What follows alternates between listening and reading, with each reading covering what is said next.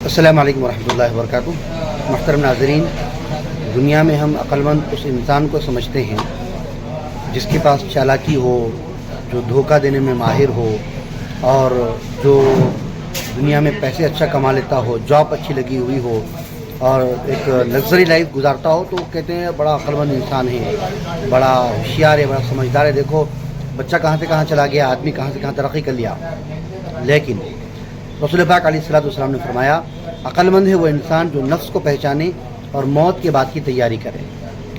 تو اس لیے ہمیشہ جو ہے انسان ہونے کے ناطے کبھی ہم نفس کے باتوں میں آ جاتے ہیں، بہکاوے میں آ جاتے ہیں، پھر اس کی چالاکیوں کو، اس کی مکاریوں کو سمجھنا چاہیے۔ اور پھر ہم صاحب ایمان ہیں، ہماری زندگی تو دنیا نہیں ہے، ہماری زندگی تو دنیا نہیں ہے بلکہ دنیا کو چھوڑ کے جانا ہے۔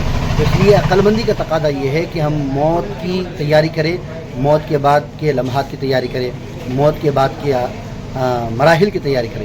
اللہ ہم سب کو اس دنیا کی مختصر سی زندگی میں آنے والی زندگی کی تیاری کرنے کی توفیق نصیب فرمائے۔ آمین۔ والسلام علیکم ورحمۃ اللہ وبرکاتہ۔